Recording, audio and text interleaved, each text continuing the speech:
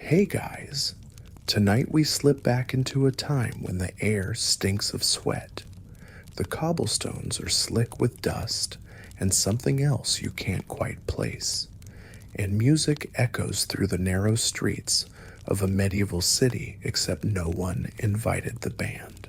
You're standing in the middle of Strasbourg, year 1518, and people are dancing.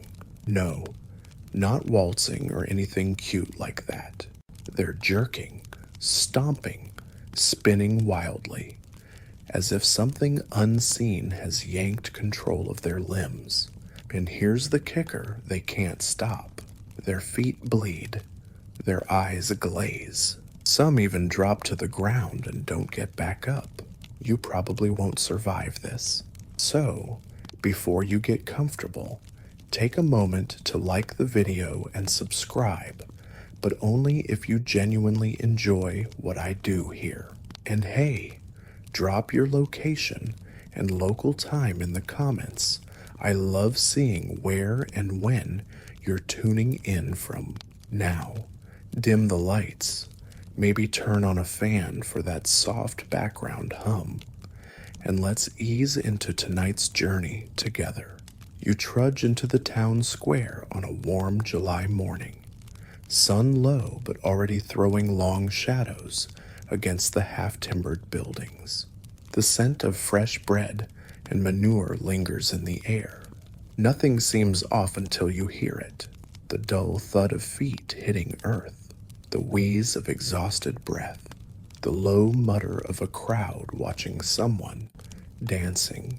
There she is, a woman, maybe late 30s, skirt flying as she whirls with the awkward grace of someone entirely detached from reality. Her hair sticks to her neck, and her face, oh, that face, utterly blank, as though her soul stepped out for air and forgot to come back. No music plays, and yet her rhythm is relentless. Arms flail, legs kick, her body locked in a cruel mimicry of joy. You glance around. A butcher gapes, cleaver frozen mid-chop. A priest frowns, lips moving in silent prayer. Children laugh until they don't, and then she dances through the night. At first, people assume it's a momentary madness, a woman gone silly from heat or heartbreak. But hours pass. The sun dips. Lanterns are lit. She doesn't stop. She can't. By day 3, her feet bleed. Blisters tear open, then scab, then tear again. Still she dances.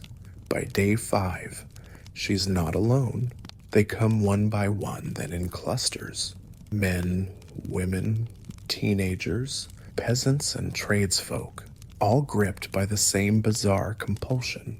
Some try to help, others join in, unwilling or unable to resist. The square becomes a stage, a trap, a living nightmare choreographed by something no one can name. And here's where it gets spooky. The authorities don't step in to stop them. Not at first, because in this world, dancing might be dangerous, but it's also holy. Some believe it's a curse that must burn itself out through movement, like sweating out a fever. Others whisper about Saint's saint, Vitus in particular, whose name becomes something of a chant among the more superstitious. Saint Vitus, patron of dancers, misfits, and epileptics, as if invoking him might contain whatever dark spirit has taken root. By the end of the week, you're no longer a visitor. You're a witness. You've seen people collapse mid-jig, only to rise again in a terrifying spasm, as if yanked upright by invisible strings. You've heard laughter turn to wails, and wails into eerie silence. And you've heard a rumor that some dancers have begun dying. Heart failure, stroke, simple exhaustion, whatever the cause, they fall dead in rhythm. Like notes in a twisted song, historians still argue whether anyone truly died from dancing. Some say yes, dozens, maybe more. Others think the numbers are inflated, lost in the mist of medieval exaggeration. But even if only one person died like this, it's enough to shiver your spine. There's a fringe theory going around that the dancers are enacting a kind of mass exorcism, a cultural pressure valve finally popping open. Strasbourg, after all, is no stranger to hardship. Famines brushed its fields, disease has haunted its homes, and then there's the church always watching, always warning of sin and punishment. Maybe, just maybe, this is a collective scream, a way for the body to say what the mouth can't. One scholar you overhear slightly drunk and wildly passionate claims it's divine retribution for gluttony. He slurs, though his wine-stained robe suggests he's not one to judge. By now, officials are scrambling. The town council holds frantic meetings. Priests urge repentance. Physicians argue about hot blood and planetary alignments. No one can agree, but one thing's clear: something must be done. You spot a new face in the square. A man with calloused hands and a lute strapped to his back. Beside him, a drummer. Behind them, a cart rolls in with instruments, dancers, and garlands. That's right, the city is bringing in musicians because, in a move that sounds like satire but absolutely isn't, the authorities decide that the cure for compulsive dancing is more dancing. The idea is simple. Give the dancers structured music, a beat to follow, and maybe they'll dance it out properly. Spoiler, they don't. The music swells, and so does the frenzy. You watch a boy of 12 collapse with a nosebleed. A grandmother pirouettes until she crumples like paper. The lute player looks increasingly horrified but keeps strumming. What else can he do? One afternoon, rain finally falls, cool and insistent, for a moment. The square stills. You think maybe, just maybe, it's over. But then a girl, barefoot and soaked, begins to twirl, and once more, the others follow. The strange thing is, part of you wants to join. There's a hypnotic pull in the madness, a morbid ballet that whispers, just one step won't hurt. But then you see the faces again, the agony behind the motion, the cracked lips, the broken toes. No, you'll watch, for now. And just as you're catching your breath, a man bare-chested and foaming at the mouth lets out a scream so primal it freezes your blood. He points to the cathedral, eyes wide. They're coming, he shrieks. They're dancing too. But who are they? You turn slowly, heart thudding louder than any drum beat, toward the cathedral spire that rises like a finger against the sky.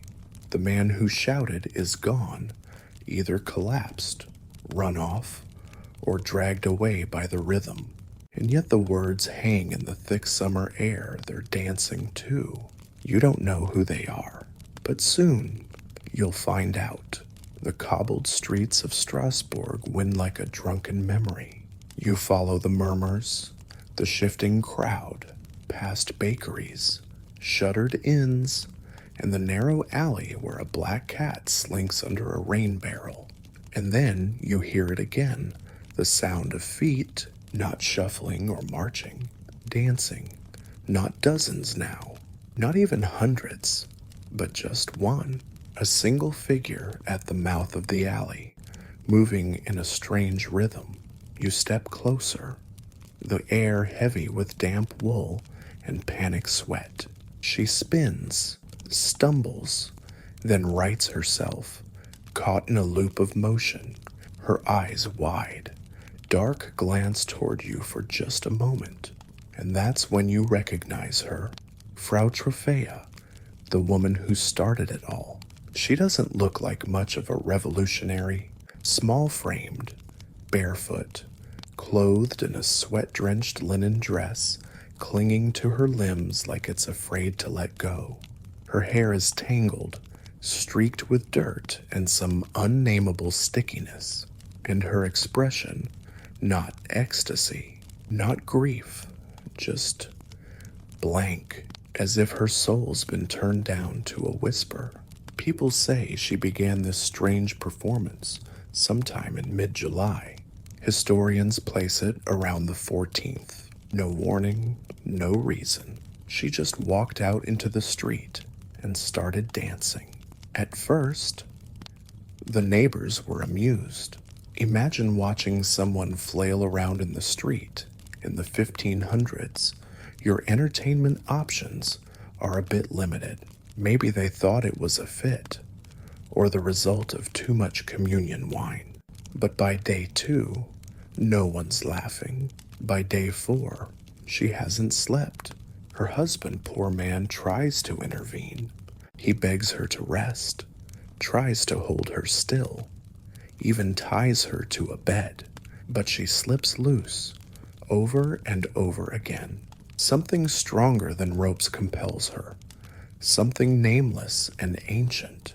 Some accounts claim she danced for 6 days straight before collapsing from exhaustion. Others say she lasted longer, only to vanish into obscurity. Historians still argue whether she survived at all, or if her death was simply absorbed into the growing chaos she sparked. But here's the thing, Frau Trophea didn't just start dancing. She started a movement. Within days of her episode, more people begin to join. Not just a few curious copycats, but tens, then dozens, then scores by the end of the month. The city square isn't a marketplace. It's a writhing, groaning mosh pit of bodies, too exhausted to live, too possessed to stop. It's not that they want to dance. This isn't a festival. There's no joy in their faces, no rhythm in their steps. It's all spasms and collapse, twitching and panic. Imagine the worst cramp you've ever had. Then imagine it seizing your entire body for 10 straight hours. There's one curious note you overhear from a local apothecary, something fringe, half whispered, never written down. He believes Frau Trophea had been in mourning, that her husband had threatened to send her away, that maybe, just maybe, this dance was a scream with her feet, a rebellion without words. There's something poignant there. Isn't there a grief so strong it shatters your body's autonomy? A heartbreak that turns into a spark, and then into a wildfire. Of course, others have their theories. One local friar calls her possessed. Another insists she was faking. And the hysteria that followed was a woman's plague, as if hysteria, in his mind, comes wrapped in a corset. A few say she must have offended St. Vitus. One boy you meet claims she whispered to the river before it started, as if summoning something ancient and watery. And here's your quirky tidbit for the night in medieval Europe. There was an actual belief that certain saints could strike you with uncontrollable dancing as punishment. Saint Vitus, Saint John, even Saint Wilgefortis, a bearded lady saint. By the way, yes, you heard that right. Pilgrimages were made, prayers were said, offerings were tossed into shrines, as if you could outpray a dance demon. Meanwhile, the city's officials are tearing out their hair. Frau Trophea has become a symbol of something much bigger than herself. An outbreak, a crisis, maybe even a prophecy. You watch her now as she spins through the narrow lane, stepping over a fallen bucket, a broken chicken coop, a small, wide-eyed child. Her dress tears slightly on a nail jutting from a barrel. She doesn't notice, or care, or maybe she can't care. The emotional punch hits quietly, like a cold draft under a closed door, because somewhere under the chaos and the spectacle, there's something deeply sad about her. A woman who no longer owns her body, a person so overwhelmed by life's weight that she gave in to something darker or let it in. And here's the sensory hook. Her feet make a soft slap slap against the wet stones, leaving behind smudges of blood in a perfect arc. You can hear her breath rattling. You can smell the sourness of fear, the iron tang of open wounds. This isn't just madness, it's suffering. Still, no one stops her. She fades back into the mob, swallowed by a sea of dancers who've adopted her rhythm like a contagion. You try to pull away, to clear your head, but the crowd shifts again. New people are pouring into the square. You spot a traveling merchant gripping his son's arm, a milkmaid dropping her pail to spin. Even a pair of monks step forward, drawn into the fray like moths to a lantern. And somewhere above it all, the bells begin to toll. It's not the hour. It's not a call to prayer. It's just noise, heavy, pulsing, like the heartbeat of a city losing its mind. You wonder how long this can last, how far it can go, but before you can answer that question, a new sound rises above the chaos, faint at first, then louder. Flutes, strings, drums. The musicians have arrived, and things are about to get much, much worse. The music creeps in like fog, subtle, sly, and wholly inappropriate for what's happening. A lilting tune, almost merry, floats across the square. The flutes lead, light and fluttery, joined by the occasional pluck of a lute and the thud of a hand drum. You half expect someone to start juggling turnips or a bear on a leash to waddle into view, but this isn't a festival. It's a crisis, and the band is making it worse. Authorities, in their infinite medieval wisdom, have decided that the only way to cure compulsive dancing is more dancing. Not fewer steps, better steps. It's sort of like prescribing a steak dinner to cure food poisoning. Bold strategy. So here they are. These musicians hired by the city to play structured music and, allegedly, help the dancers complete their cycle. That's the logic. Provide a beat. Give the dance some rhythm, and maybe it'll burn itself out like a fever. Instead, what you witness is more like fanning the flames. With the first drum beats, the dancers shudder in unison. Some cry out, others leap like puppets who've just felt their strings yanked. The tempo seeps into their bones, revives them, sharpens their movements. The flailing becomes a cadence, the chaos. Choreography? You're watching people die to a soundtrack. And then the horror truly settles in some of them. Smile. Not all, not even most, but a handful beam wide. Ecstatic grins. Whether from euphoria, delirium, or madness is impossible to say. Their teeth are stained red. Their laughter sounds like sobbing. You push through the crowd, trying not to slip in the mess of mud, blood, and cabbage someone spilled earlier. A woman beside you claps with blistered palms, in time with the tambourine, her fingers warped from days of strain. An elderly man dances in place, tears streaming down his face, mouthing a prayer between gasps. Historians still argue whether this musical treatment was malicious, desperate, or just wildly misinformed. One theory is that city leaders believed the dancers were spiritually afflicted, struck by a dancing curse, and that fulfilling the urge with music would satisfy the demon or god responsible. Others think it was about containment. Keep the dancers busy and visible, like a quarantine with choreography. Either way, it doesn't help. By now, hundreds are affected. The square has been cleared of market stalls, carts, and livestock to make room for the swaying crowd. Some dancers wear crude garlands around their necks, talismanic attempts at divine favor. Others go barefoot, their souls shredded to raw pulp. At the center, someone collapses. You rush toward the figure, a boy of about 16. His chest rises and falls in shallow spasms. His arms twitch with phantom movement. A friar kneels beside him, muttering verses, but no healing comes.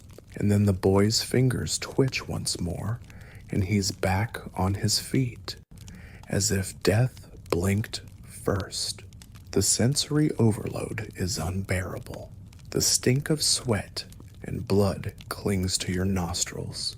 The drums pound your ribcage like a second heartbeat. Your own limbs feel jittery now, like your muscles are trying to imitate the others. That's the part that no one tells you how contagious it feels.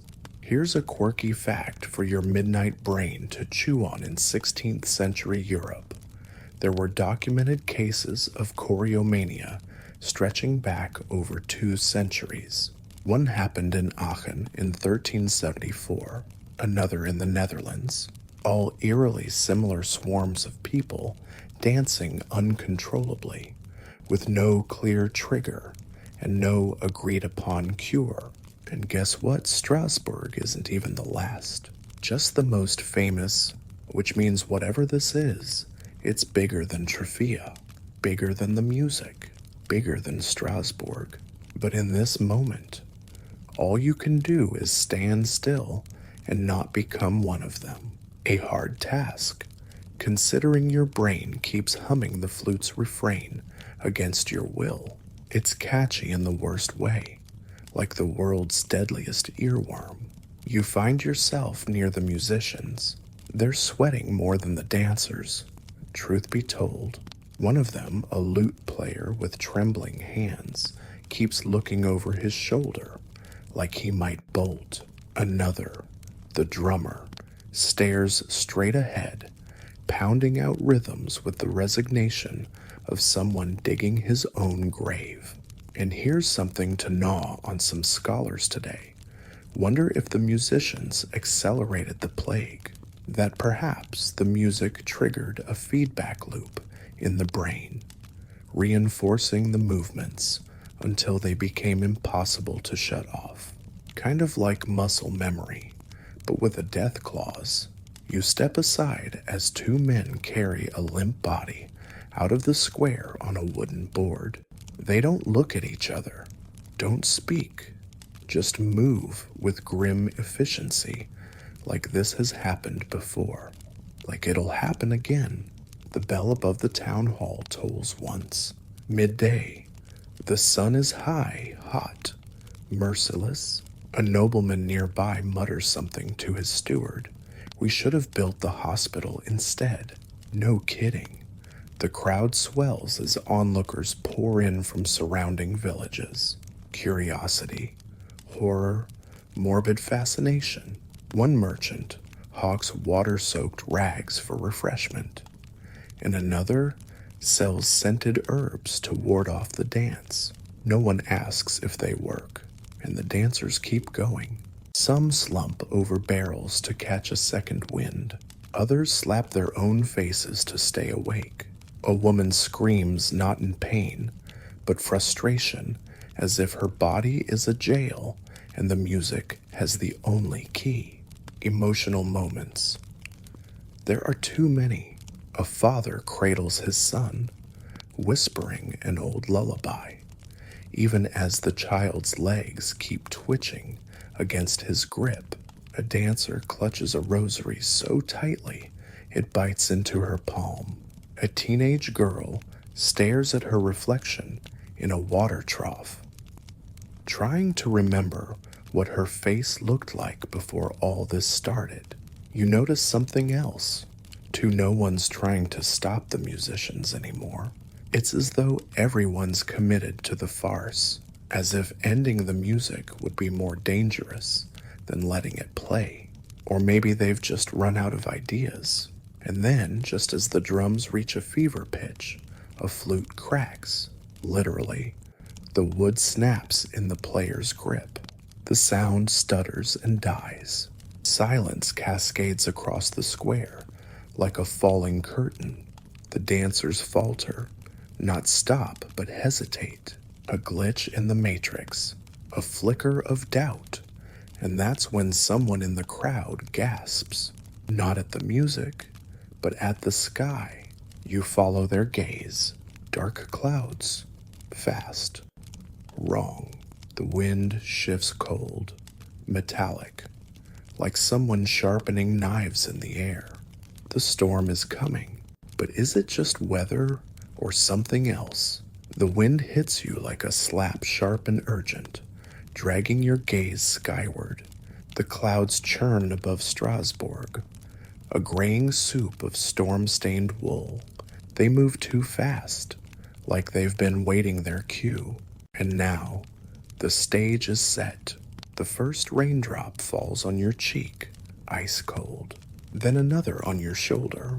A thin, anticipatory hush ripples through the crowd.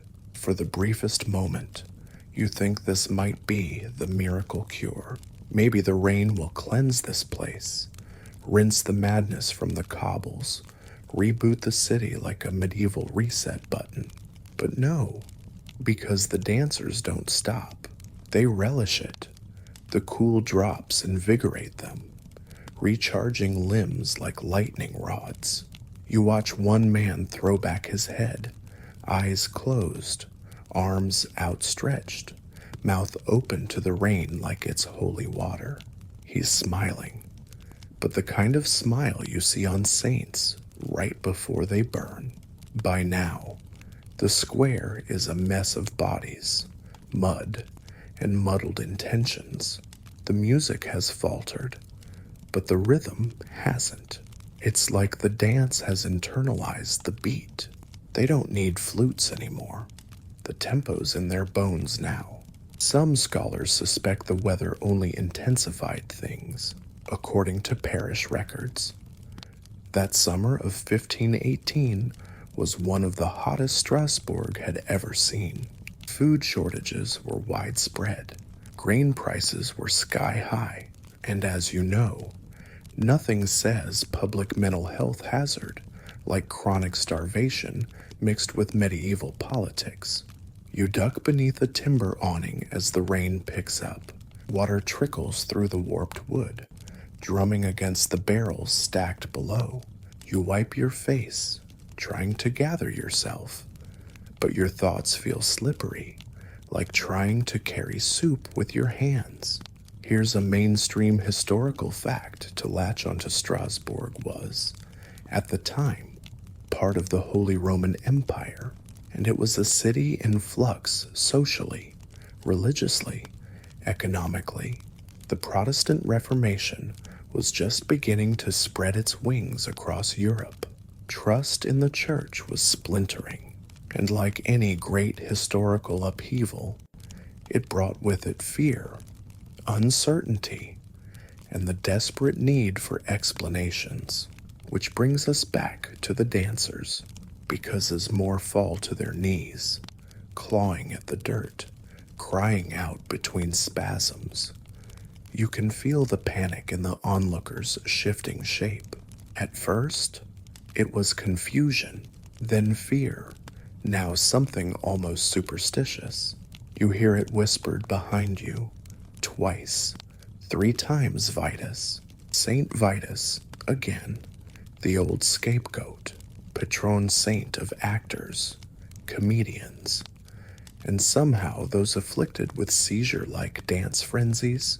Legend says if you offend him, he'll strike you with uncontrollable movement. Imagine a divine tap on the shoulder, only it never ends and comes with chronic shin splints. In fact, this whole mess was already known in some circles as Saint Vitus's dance. Not a festival, but a curse. One scholar you overhear swears the dancers must have angered the saint. Another says it's divine punishment for Strasbourg's recent crackdowns on dissenters, heretics, pagans, anyone coloring outside the church's lines. And someone else mutters something about a red comet that passed weeks ago. Everyone's grasping for meaning, and you can't blame them. When your neighbors are dying mid-pas de deux and no one can stop it, someone has to be at fault. And when you live in 1518, 9 times out of 10, that someone is either a demon, a witch, or a ticked-off saint. Now here's your fringe tidbit of the night. Some medieval physicians actually believed that the only cure for Saint Vitus's curse was to complete the dance. That's right. You had to dance yourself out of it. It was less like healing and more like exercising the boogie out of your system. Hence the musicians, the cleared square, the encouragement to keep moving. And yet, here they are, still writhing, still collapsing, still dying. A boy next to you clutches a wet scrap of parchment, some prayer written in hurried Latin. He's barely 10, but he holds the prayer like armor. You watch his lips move, mouthing it again and again, his voice lost beneath the wind. And that's the emotional kick, because in the end, belief is the only refuge these people have left. Some beg for forgiveness, others curse the heavens. You catch one woman in the act of stabbing her own foot with a spindle, desperate to stop dancing, even if it means breaking her own body. You step over another fallen dancer. His hands are curled tight like claws, fingers blue from lack of blood flow. There's foam on his lips, a pulse, barely. But even now, one leg still spasms in a lazy circle, as if trying to keep time with an invisible melody. You look around, and for the first time, you notice how many aren't moving. Not because they've stopped dancing, but because they've stopped living. There are bodies stacked along the cathedral wall, not a formal grave, just a holding area. Priests bless them in batches. Joe Last writes, no names, just wet sheets over faces and whispered regrets. Still the rain falls. Still the wind howls. Still the dancers endure. One theory, a modern one, suggests this was mass psychogenic illness, a kind of group hysteria brought on by extreme stress, malnutrition, and the terrifying weight of uncertainty. When one person breaks, others follow, like yawns, only deadly, and historians still argue whether it was trauma, fungus, mysticism, or politics that first set the wheel spinning. But you're standing here in the middle of it, watching the water darken the earth, hearing the chant of monks drowned out by the cries of dancers who've lost their names, smelling the mix of death, incense, and wet wool. There's no footnote that captures this. You want to help, you want to scream, you want to run, but you do none of those things, because something is changing. A figure steps forward from the edge of the square. Not a friar, not a healer, not a musician, but someone draped in red, and everyone notices. The dancers pause not all, but enough to draw breath. The crowd shifts. You edge forward, trying to make out the shape. The robe is velvet, hooded, dry despite the rain, and in one hand, the figure holds a cross, but in the other, a whip. A hush falls again, and the storm rumbles like an old dog disturbed. You lean forward, heart racing. Who is this? And what are they about to do? You edge closer, breath caught somewhere between your chest and your throat. The figure in red doesn't move quickly, nor do they need to. The crowd parts like soft bread, letting them pass without a word. Even the dancers, still twitching, still heaving, seem to sense something has shifted. The whip glints as the stormlight breaks through the clouds in slanted sheets. It's long, black, and cruel-looking, frayed at the end from use. And you realize this isn't a punisher. This is a penitent flagellance. It hits you slowly, like the rain soaking through your collar. You've heard of them wandering zealots who scourge their own backs in the streets, begging for God's forgiveness on behalf of all humanity. They move in troops, singing hymns and lashing flesh, convinced that pain is the price of salvation. And now, one stands here, alone, before the dancing plague. They begin to speak not loudly, but with the kind of voice that slides straight into the marrow. Words in Latin, saturated with sorrow, a confession, a plea. Then, without ceremony, they raise the whip and strike their own back. The crack slices through the square like thunder. Everyone freezes. The whip falls again, and the red robe darkens down the spine. At first, you're horrified, but the dancers, they slow, not stop, not yet, but slow like someone's turned down the volume on whatever dreadful music drives them. You shift your weight. The mud beneath your boots makes a wet sigh. This moment doesn't feel miraculous. It feels fragile, like a spider web in wind. Another whip strike. Then a boy, maybe 12, falls to his knees. He's panting, chest heaving. He looks up at the penitent and quietly stops moving. It spreads, not like lightning, but like fog. One dancer collapses into her sister's arms. A man lowers himself onto a bench, trembling, his legs refusing to lift again. For the first time in weeks, stillness creeps in like ivy. You feel something like awe rise in your throat. Historians still argue whether it was divine intervention, psychosomatic suggestion, or just plain exhaustion that finally began to break the spell. But records suggest that as soon as religious rituals were reintroduced, flagellants, pilgrimages, relics, the dancing started to ebb. See, authorities had begun to pivot. The music had failed. Public health had no clue. So the city turned back to what had always brought comfort. No matter how questionable, holy symbols, penance, and guilt. You blink rain from your eyes as the red-robed figure turns and walks slowly toward the cathedral. The crowd follows, not as a mob, but as pilgrims, curious, broken, reverent. They carry the dancers, those who've collapsed. They herd those still moving, gently, toward the great wooden doors. Bells toll softly, not triumphant, mourning. Inside, the cathedral smells of damp stone and old incense. It's cooler here, quieter, save for the muffled weeping and the low hum of prayer. You take a seat in the back, trying to absorb what's happening. A relic is brought forth, allegedly a piece of St. Vitus's own finger bone.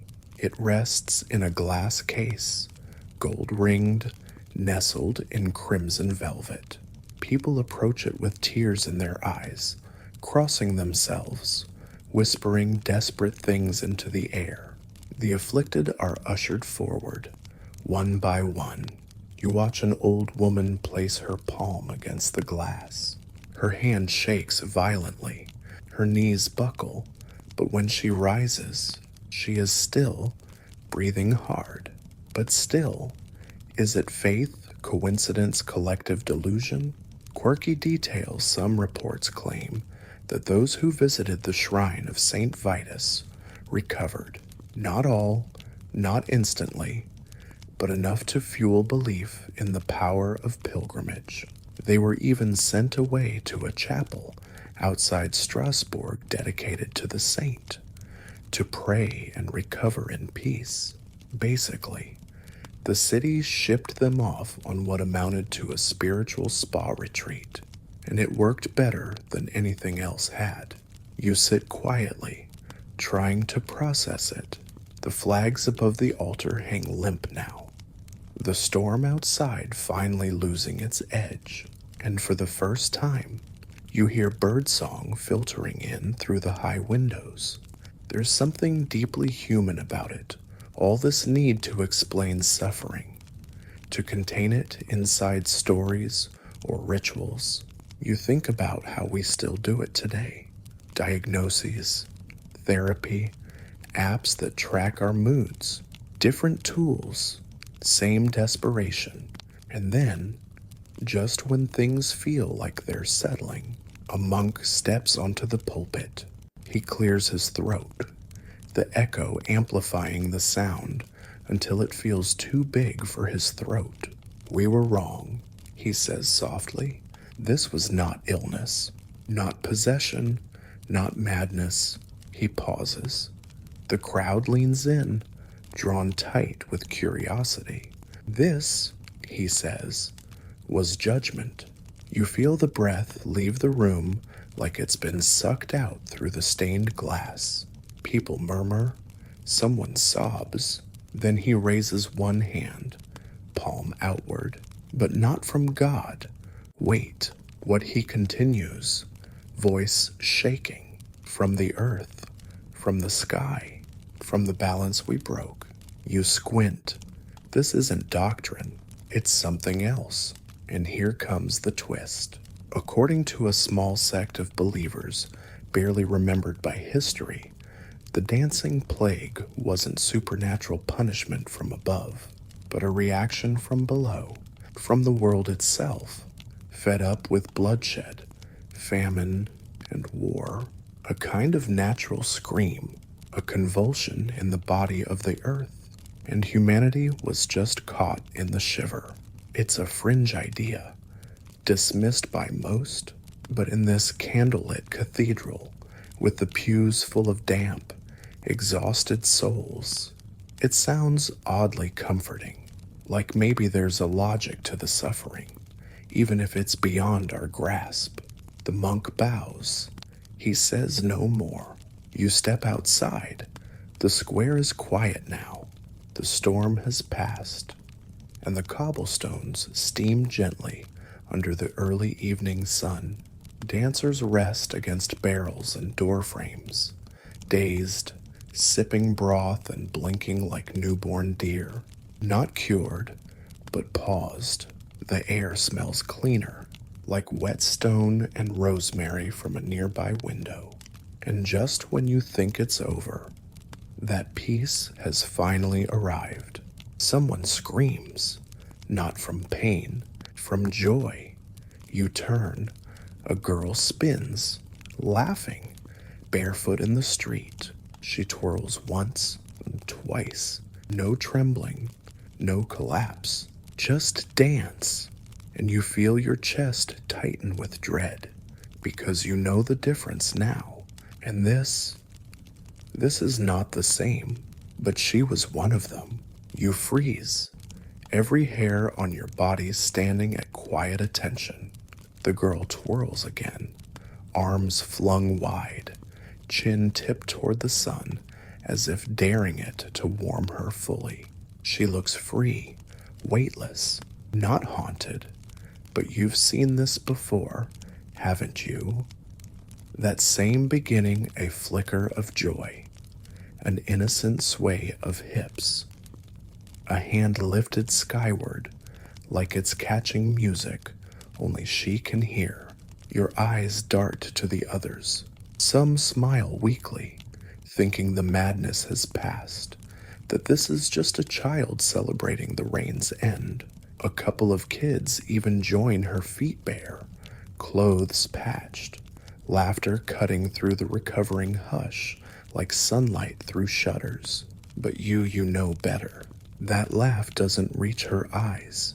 Her pupils are too wide, her steps too precise. That's not dancing, it's echo, memory, residue. One of the friars notices. He rushes forward, robe flapping, and clasps her by the shoulders. Child, he whispers, kneeling, and she slaps him across the face. A clean crack, not violent. Exactly, but enough. The laughter dies in her throat. She looks down at her own hand, confused, trembling slightly now. Her feet shift again, side to side, side to side. Small, urgent movements, as though her body's choosing a tempo she hasn't agreed to. A fresh wave of horror rolls through the square. You feel the energy draw backward, like breath sucked into a collective lung. People step away. Some begin to cry. The girl collapses to her knees, hands over her ears now, screaming for the music to stop. Except there's no music, just that distant hum, soft and low and vibrating in your bones, like someone is plucking your ribs like harp strings. And here we go again. See, here's the maddening truth historians still argue about. The dancing plague didn't end cleanly. There was no final crescendo, no one weird trick that snapped the spell. Reports show that the symptoms faded slowly, erratically, over months. Sometimes people relapsed. Sometimes entire households were struck days apart, and no one really knew why it started or why it finally stopped. In fact, some claim it never truly did. Cue your fringe. Tidbit scattered cases of similar dance mania were recorded across Europe for centuries. From Aachen to Apulia, people continued to break into uncontrollable, sometimes deadly, dance frenzies long after 1518. Though smaller in scale, the patterns remained eerily familiar. Rhythmic movement, emotional highs, and a final collapse into exhaustion or death. You step away from the square, heart pounding. You've had enough spectacle, enough saints and whips and relics. You want something ordinary. So you wander. Strasbourg in late summer is a place of contrasts. Warm bread, scents mingling with the bite of tallow smoke. A river bending like a sleeping serpent through the city, and laundry strung above narrow alleys like silent prayers. You pass taverns, bakeries, stables everywhere touched by the ghost of the plague. Everyone walks a little slower now, carries their heads a little lower. You stop at a small bridge, watching the water curl around the stone arches below. And you wonder how many feet danced across this bridge before slipping over the edge. How many bodies ended their strange ballet not with applause, but with a splash and silence. There's an ache in your chest that you can't name. Maybe it's empathy, maybe it's fear, maybe it's just your feet remembering the phantom rhythm. And that's the emotionally immersive moment. This realization that none of these people asked for this. They didn't choose to dance. They didn't want to become history's footnotes. They were farmers, cobblers, millers, children, people like you, just a little more broken by the world. You lean against the stone, feeling the moss cool and slick under your fingers. The breeze carries faint church bells and something else faint music. Maybe, or just your own nerves, still unraveling. Behind you, a voice clears its throat. You turn. It's a physician young, dark-eyed, robe crisp with starch. He introduces himself as a student of Paracelsus, the upstart healer who's begun shaking up medicine with crazy notions like the body isn't just a sack of humors, revolutionary stuff. He speaks quickly, fervently. No more relics, no more music, no more penance. He says, it's trauma, it's blood imbalance, it's mental strain. You nod, trying to follow. He believes the dancers were victims of environmental pressure, a term no one else in the city uses yet. He talks about planetary alignments, corrupted air, and even magnetism affecting the brain. Some of it feels unhinged, but you can't ignore his conviction. There are patterns. He insists, we just haven't trained our eyes to see them. You ask if he thinks it will happen again. He pauses, then whispers, yes. You stare at him, waiting for more. It's a sickness of the spirit, he says, and the spirit, well, it bruises easier than bone. That sticks with you as you walk away. The spirit bruises easier than bone. Maybe that's what this has all been, a collective bruise, purple and deep, left behind by war, hunger, and the centuries pressing down too hard on too many people. You return to your inn as twilight thickens. The innkeeper nods silently, his face lined with sleepless worry. Upstairs, you sit at the edge of your straw mattress, the wood creaking beneath your weight.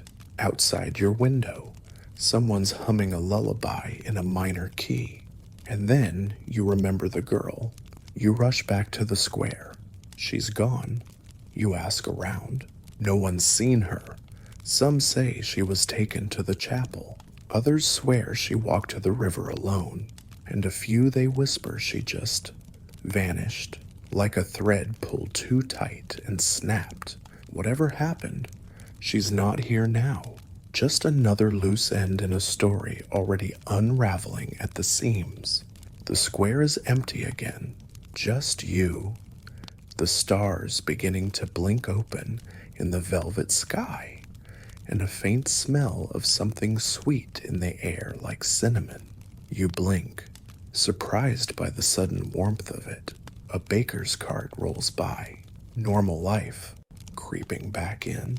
But you hesitate, because underneath all that, beneath the bread and bells and half-formed songs, is a silence that feels too careful, like something holding its breath.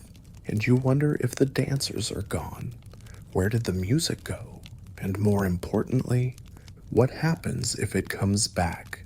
The next morning arrives like a sigh, soft, reluctant, unsure whether it should bother showing up at all.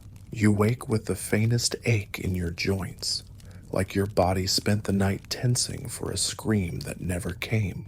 And maybe it did, in someone else's room, down the alley, across the bridge, but not here, for now.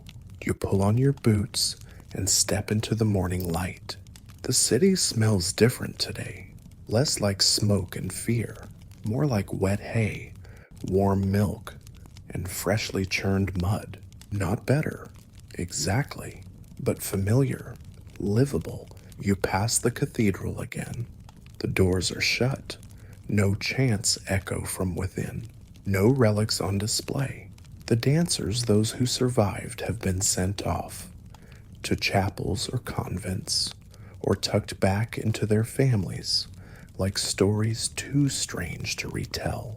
So, of course, this is when the blame begins. You can hear it in whispers, see it in narrowed glances. The woman who kept goats outside town, some say she cursed her neighbor with sour milk. A few claim it was the butcher's apprentice. He'd always been odd. Too many bones, never enough blinking.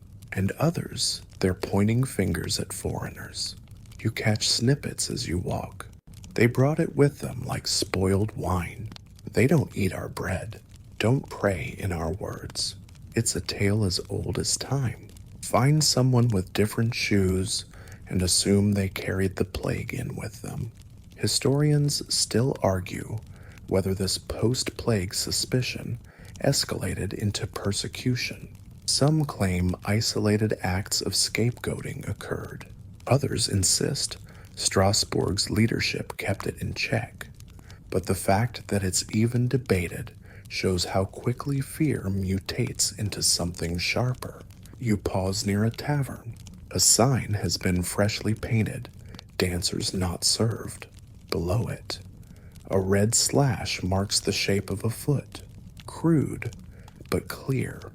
One girl stands beneath it, arms folded tight across her chest. She's thin, hair shorn short, eyes dark with something that isn't tears, but something close. She watches you watching her. Go on, she says. Ask if I remember it. You hesitate. I don't. She continues. Not all of it. Just flashes. My mother crying. My brother holding me down. The feel of gravel in my teeth. You offer a quiet nod. Sometimes I still feel it, she whispers, tapping the side of her neck. Right here, like my pulse has rhythm again. Then she walks away, bare feet thudding against stone. You wonder what kind of life waits for someone like her now. A survivor of something no one understands. Too strange for normal company. Too normal for sainthood. And just when you think things have settled, word reaches you of another village. 10 miles north, a boy found dancing in the woods, alone for hours. They say his legs moved like clockwork, arms stiff, eyes glazed. They tied him down. When he stopped, he wept, not from pain, but because the music had stopped. You're back to pacing now, looking for patterns, looking for cause, looking for anything. And that's where the scholars come back in. You sit with an old man under an arbor of ivy, ink staining his fingers like bruises. He's spent his life reading about disease, superstition, and the parts of the human soul that bend sideways in crisis. He gestures toward his scrolls. People always want one answer. He says they want to believe it was rye mold, or stress, or St. Vitus. They don't like the idea that it might be all of it at once. Here comes the mainstream historical fact, dropped gently into your lap like a sleepy cat, yes. Some researchers do believe the dancers consumed grain tainted with ergot, a hallucinogenic mold that grows on damp rye. It can cause spasms, delusions, and get this auditory hallucinations, like hearing music where there is none. But ergot alone doesn't explain why it spread by sight, why one dancer became two, became dozens, became hundreds. Mold doesn't leap from eyes to limbs to strangers' feet. The scholar leans closer. I think it's a mirror, he says. We see each other suffer and begin to suffer ourselves, not out of sympathy, out of terror. He calls it social contagion. You call it haunting. He adds a quirk of his own. Some reports claim that a few dancers could predict the weather. They'd whirl and fall just before a thunderstorm. Was it sensitivity to pressure or something stranger nobody knows? But it's there, buried in a diary no one reads. You leave the arbor feeling no closer to answers, only deeper into the fog. But your steps slow, and you start to see the dancers differently, not as cursed, not as sick, but as barometers, canaries in the societal coal mine. They felt the world's pressure before anyone else. You cross the river again, down by the banks. A boy skips stones. He wears a bell around his wrist, not for style, but in case it happens again. That way, someone will hear him go. You sit beside him. Did it hurt you? Ask softly. He shrugs. Not at first. Felt like dreaming. And then he swallows. Then it felt like drowning. But I couldn't stop swimming. And there it is again. Human resilience, hiding under metaphors. He lets you toss one stone. Yours skips twice. His skips 6, and you both laugh. The city keeps moving. Trades resume. Festivals are cautiously rescheduled. Troops of musicians creep back into the squares. Flutes and fiddles muted, just in case. Bakers dust off sweet cakes. Children laugh a little louder each day.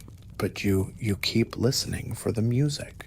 Not the kind piped from flutes or struck on drumskins.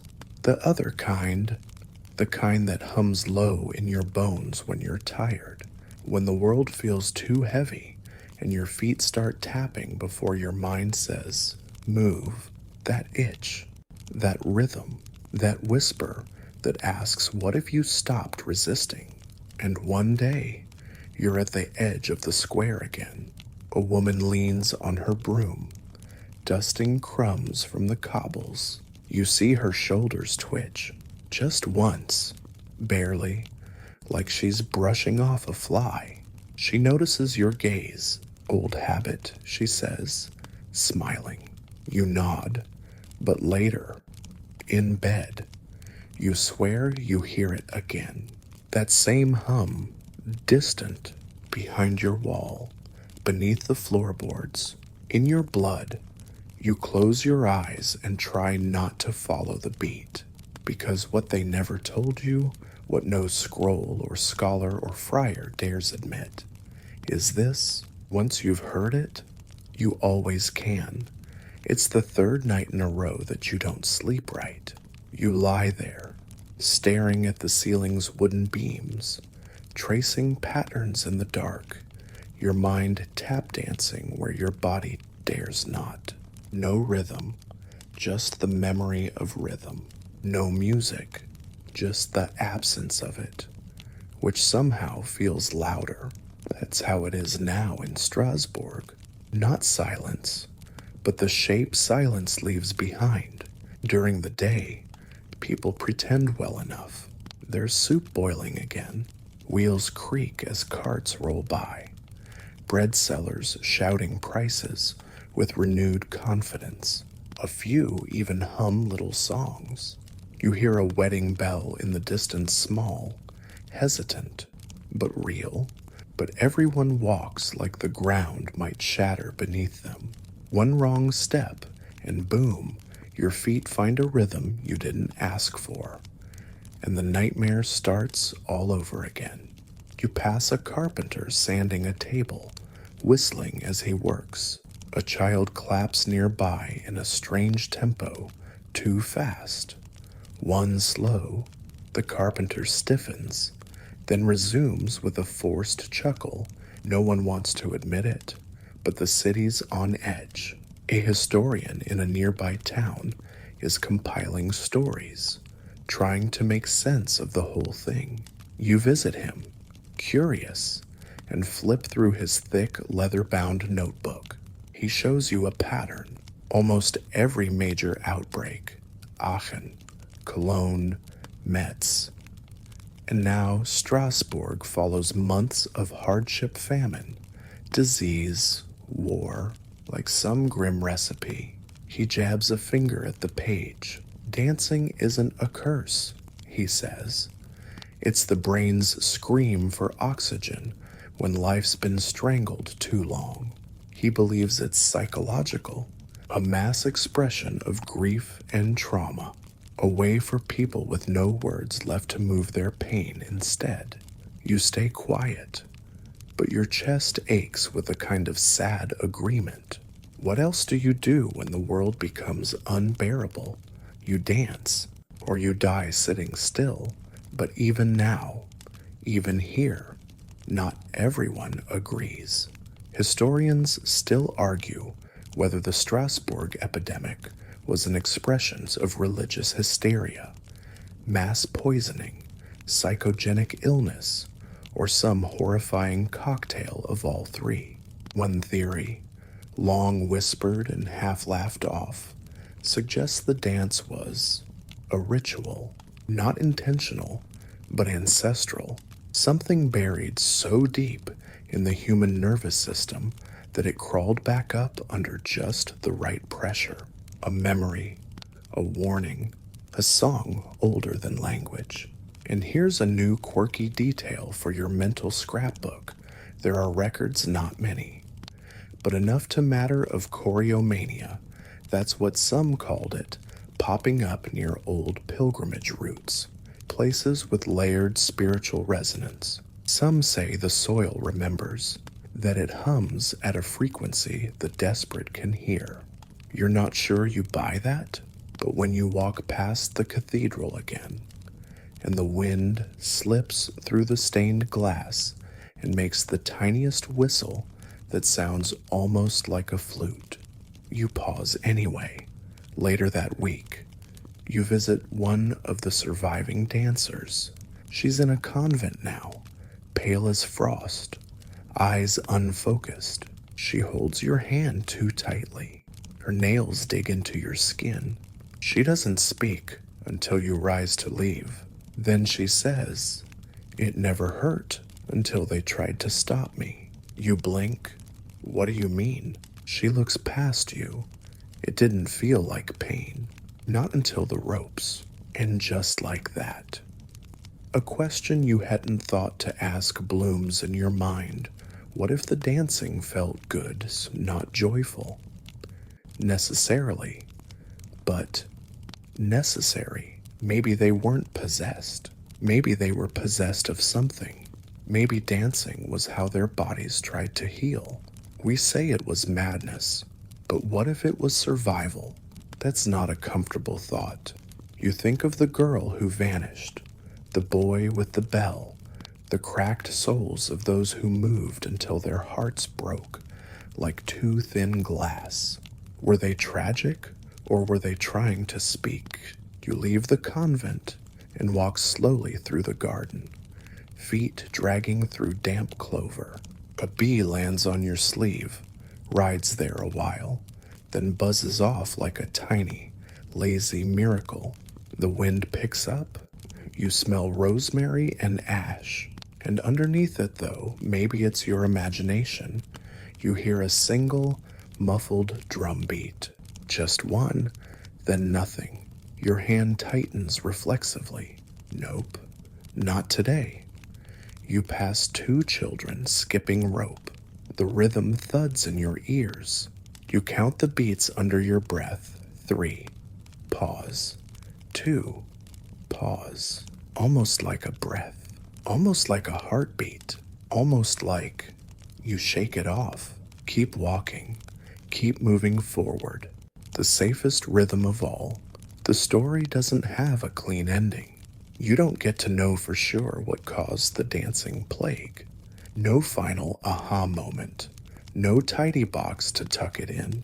What you do get is a deeper understanding of how fragile we all are, how close the edge can be, how sometimes the line between sanity and surrender is as thin as a single skipped heartbeat. You stop one more time before heading back to your room. The moon is up now, chalky white, haloed by clouds like it's sweating under the pressure of watching. You hum just once, a tune with no name, and wait to see if your feet respond. They don't, but your chest rises and falls a little slower, and you head inside. So now, with the fire low and the night stretching soft and endless around you, let yourself drift back from that strange, dusty square in Strasbourg. Let the sound of panicked footsteps fade. Let the tension in your shoulders unwind. Whatever rhythm found those people in 1518, whatever pressure, sorrow, or ghost they danced for, it's far behind us now. You're safe here, quiet. Still, you can almost hear the soft brush of wind across the old stone, the hush of linen skirts, a child's whispered prayer. And maybe there's a lesson in that something gentle, that even in the face of confusion, we keep asking questions, we keep telling stories, we keep watching each other and caring. We try to name the shadows, not so we can be afraid of them, but so we can light a candle against them. You are not in Strasbourg. You are not dancing without music. You are lying here, heart steady, breath slow, wrapped in the calm knowledge that history, no matter how strange, is behind you now. So rest, traveler. Let the drum beats stay silent. Let your dreams be rhythmless, soft, and safe. The story is over. See you tomorrow night. Sweet dreams.